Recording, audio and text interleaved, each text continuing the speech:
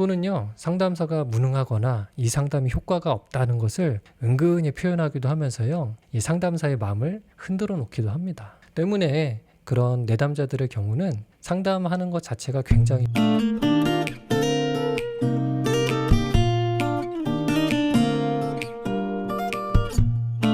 안녕하세요. 마음치유공간 여백의 여백지기입니다. 같은 도박 문제를 겪고 있어도 어떤 사람은 비교적 빠르게 회복의 길로 들어서고요. 또 어떤 사람은 같은 실수를 반복하면서 더 깊은 수렁에 빠지기도 하는데요. 그런 현상을 보면서 여러 질문이 떠오르죠. 이게 의지의 문제인가? 성격의 문제인가? 아니면 가족이나 환경의 문제인가? 이 질문에 대한 답변의 핵심은 이것인데요. 사람마다 도박 중독에 빠지기까지 서로 다른 경로를 거친다는 사실입니다. 어떤 경로인지에 따라서 중독의 상태에서 나타나는 결과와 이후 회복의 모습도 다르다. 이것이 핵심이라고 할 수 있습니다. 그렇다면 도박에 빠지게 되는 각 경로마다 어떤 차이가 있는지 구체적으로 살펴보겠습니다. 20년도 넘은 일인데요. 2002년도에 도박 중독 분야에서 매우 기념비적인 연구 결과가 발표됐습니다. 알렉스 블라진스키와 리아 나워가 도박 중독의 3가지 경로 모델이라는 논문을 발표했거든요.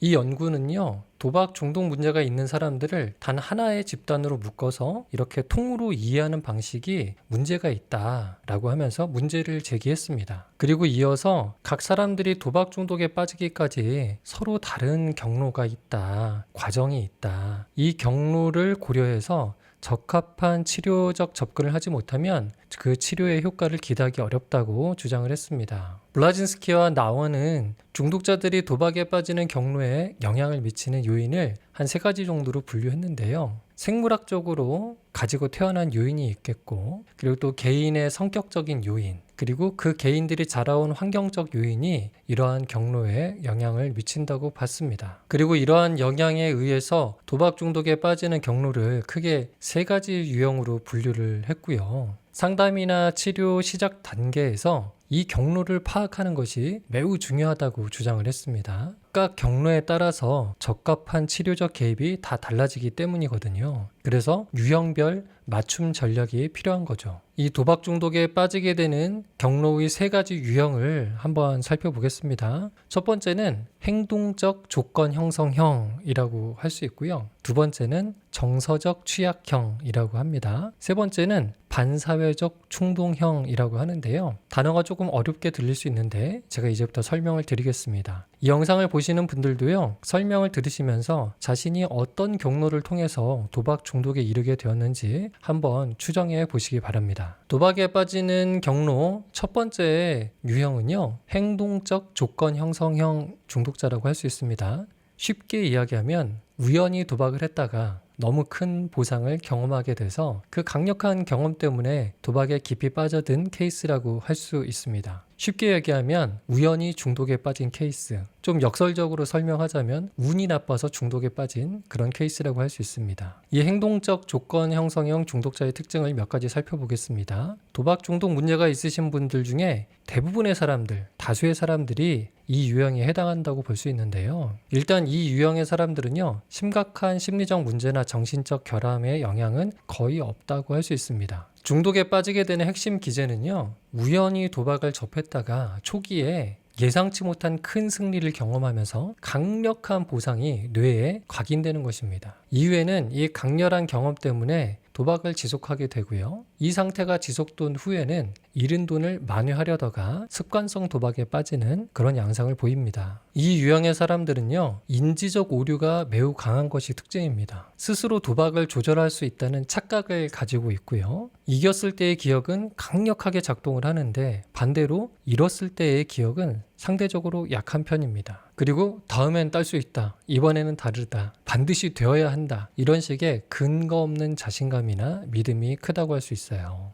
이 유형에 속한 분들은요, 설득이 잘 통하지가 않습니다. 이분들에게 있어서 도박은요, 논리가 부족해서 일어나는 일이 아니라 특정 자극이 주어지면 자동적으로 행동으로 이어지는 반사작용과 같은 것입니다. 때문에 치료 초기에는요, 환경 관리가 매우 중요합니다. 도박 자극에 노출되지 않도록 안전한 환경을 구축하는 것이 중요하고요. 그리고 이와 함께 왜곡된 인지를 수정할 수 있도록 인지행동 치료라는 방법을 통해 치료를 진행할 때 효과를 기대할 수 있습니다. 그래도 이 유형에 속한 분들은요, 다른 심리적 문제가 없기 때문에 초기에 환경 통제가 잘 되고 적극적으로 치료를 받으면 빠른 속도로 안정적인 효과를 나타냅니다. 저도 상담할 때 이런 유형으로 추정되는 많은 내담자들을 상담 장면에서 만나게 되거든요. 이런 분들은 도박 문제만 제외하면 가정에서나 사회에서나 특별한 문제가 없고요. 기능을 잘 하십니다. 문제 해결 능력도 있고 심리적 자원도 많은 분들이라고 할 수 있어요.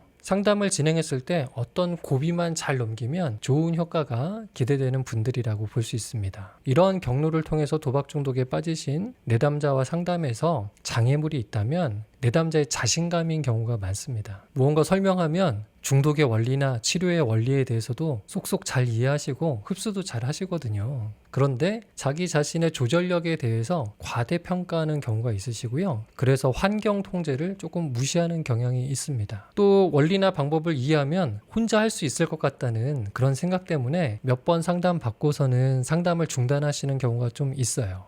물론 그 뒤에 혼자서 잘 하시는 분도 있지만 그래도 제 경험상은 더 많은 분들이 시행착오를 겪으시는 것 같았습니다. 도박 중독에 빠지는 두 번째 경로는 정서적 취약형입니다. 이런 분들에게 도박은 흥분과 유희가 아니라 일종의 진통제 같은 것이라고 할 수 있어요. 이 유형에 속한 분들은 도박 문제가 생기기 이전에 어린 시절의 트라우마틱한 경험, 낮은 자존감, 불안이나 우울과 같은 심리적 문제를 가지고 있는 경우가 많습니다. 이러한 심리적 스트레스와 고통에 시달리고 있는 상태에서 도박을 나중에 만난 것이라고 할 수 있어요. 도박이 주는 여러 가지 영향들이 있습니다. 그런데 이 유형에 속한 분들은요, 도박에 깊이 빠져 있는 그 상태에서 오히려 정서적 안정감을 느끼기도 합니다. 도박을 하는 동안에는 도박이 일종의 도피처가 되는 것이고요. 자기 힘으로 스트레스를 잘 이겨내지 못합니다. 그래서 도박에 빠져서 몰두하고 있을 때 여러 가지 스트레스와 고통을 잊을 수 있고 마음의 안정을 찾는다고 생각하기도 합니다. 이런 분들은 도박을 안 하고 있을 때 뭔가 공허한 느낌, 무료한 느낌, 무기력한 느낌, 알 수 없는 짜증이나 불안 같은 정서적 불편감 때문에 힘들어 하시고요. 이런 정서적 취약형의 분들에게는 단순히 도박 자극을 차단하는 것만으로는 효과를 기대하기 어렵습니다. 보다 근원적인 정서적 고통의 뿌리를 찾아서 그 원인을 제거하거나 치료하는 작업이 필요합니다. 불안장애와 우울장애와 같은 그런 문제가 발견되면 이에 대한 약물 치료를 병행했을 때 훨씬 효과가 좋습니다. 제가 상담할 때 만나는 내담자 중에서 가장 많은 분들이 이 유형에 속하는 것 같아요. 어린 시절에 학대 경험이 있는 분들도 있고요. 불안정한 감정 상태 때문에 몹시 힘들어하시는 분들도 있습니다. 처음에는 도박 문제 때문에 가족들의 강요에 의해서 어쩔 수 없이 상담실을 찾았지만 상담하는 과정에서 숨겨져 있던 이러한 문제나 어려움들이 드러나는 경우가 많고요. 이러한 원인들을 조금씩 찾아가고 자신의 불안정한 정서나 이에 대한 반응을 조절하는 법들을 학습하고 훈련하시면서 상당히 진전을 보이시는 분들이 많습니다. 더 이상 도박에 의존하지 않아도 스스로 자신의 불안정성을 견디고 그것을 조절할 능력을 확보해 가시는 과정을 함께 따라가면서 지켜보는 광경이 상담사 입장에서는 참 경이롭다, 이런 생각이 들기도 합니다. 다만 이 유형에 속하신 분들은요, 아직 충분히 준비되지 않은 상황에서 감정적 동요가 큰 사건이나 상황을 마주하게 됐을 때 많이 흔들리시는 경우가 있고요. 이런 감정적 폭풍에 휩쓸리면서 도박 문제가 재발하는 경우도 있습니다. 도박 중독에 빠지게 되는 세 번째 경로는 반사회적 충동형이라고 할 수 있습니다. 다른 유형에 비해서 비율은 적지만 상담이나 치료가 가장 까다롭고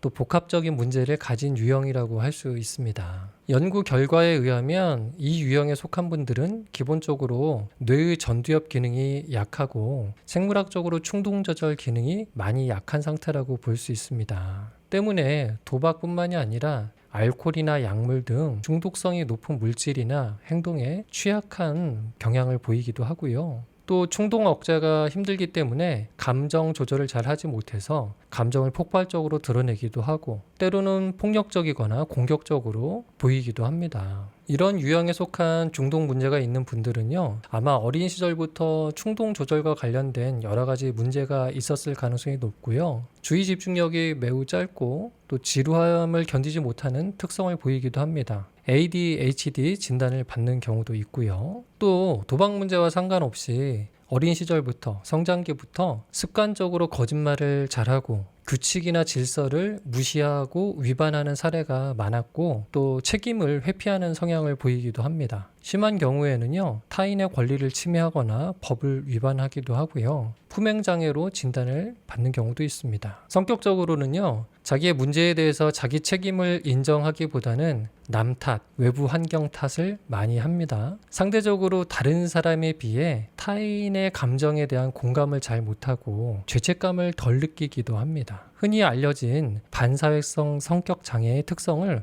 어느 정도 공유하고 있는 그런 유형이라고 볼 수 있어요. 이러한 유형에 속한 분들은 어떤 정서적인 문제와 상관없이 도박이 주는 스릴과 자극 그 자체를 즐기는 유형이라고 할 수 있고요. 이것을 통해서 손쉽게 돈을 크게 벌 수 있다는 그 목적 자체에 몰두하는 경향을 보이기도 합니다. 그래서 이 유형에 속하신 분들이 치료가 가장 쉽지 않은 유형으로 알려져 있고요. 언어적인 상담만으로는 한계가 있다고 알려져 있습니다. 약물 치료가 반드시 병행되어야 하고요. 강력한 환경 통제가 필수적입니다. 그리고 필요에 따라 법적인 제도적인 장치를 활용해야 되는 경우도 많습니다. 만일 가족 중에 헌신적이고 희생적인 성향의 구성원이 있다면요, 이러한 유형의 중독자의 다양한 문제를 뒤처리하는 일에 희생되기도 하고요. 경제적으로나 정신적으로 착취를 당하기도 합니다. 그래서 보통 이러한 유형의 중독 문제가 있는 분들, 그분들의 가족에게는 가족들의 안전과 재정 보호를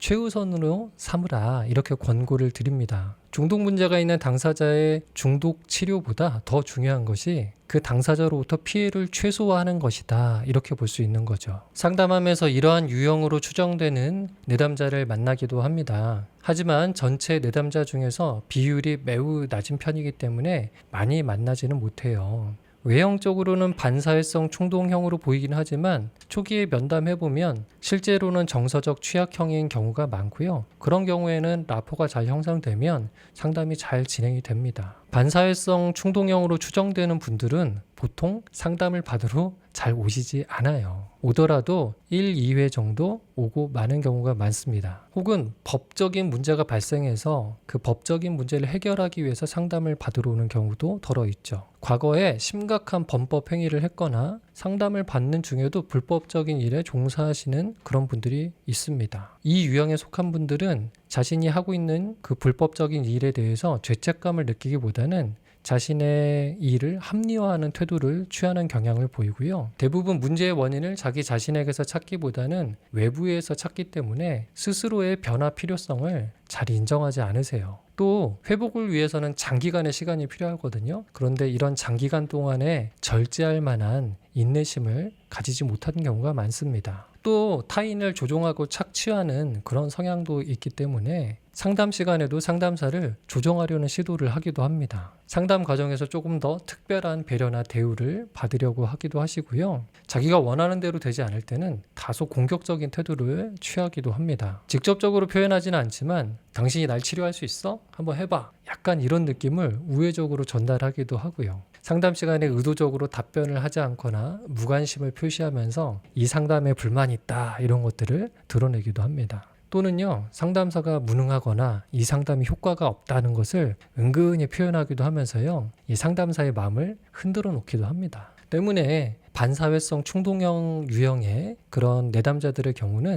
상담하는 것 자체가 굉장히 쉽지만은 않습니다. 그래서 상담을 진행할 때 상담이나 치료 과정에서 구조를 강하게 세우고 분명한 경계선을 세우는 것이 매우 중요합니다. 오늘 도박 중독에 관하여 한 편의 고전과 같은 블라진스키와 나우의 연구 결과를 토대로 도박 중독에 빠지는 3가지 경로에 대해 살펴봤습니다. 이 영상을 보시는 여러분들은 어떤 유형에 속한 것 같으신가요? 혹 가족들이 보시기에 도박 문제 당사자가 어떤 유형에 상황에 속해 보이시나요? 도박 중독에 이르는 길은 한 길만 있는 것은 아닙니다. 결과는 같아 보이지만 어떤 길을 통해 중독에 도달했는지에 따라 그 속성도 다르고 회복의 방법도 달라집니다. 환경을 바꿔야 하는 사람이 있고요. 감정을 치료하고 조절하는 힘을 길러야 하는 사람이 있고, 강력한 구조 속에서 적응을 훈련해야 하는 사람도 있습니다. 이러한 차이점을 세밀하게 구분하지 않으면 회복을 위한 노력이 헛바퀴 돌듯 제자리에 머물 수도 있는 겁니다. 오늘 이 영상이 중독에 빠진 자신의 상태를 이해하는 데 도움이 되었기를 바라고요. 또 가족들도 중독이라는 문제의 다양한 입체성을 확인하는 시간이 되었기를 바랍니다. 오늘 이 영상이 도움이 되셨다면 구독과 좋아요를 눌러주시고요. 지금까지 마음치유공간 여백의 여백직이었습니다.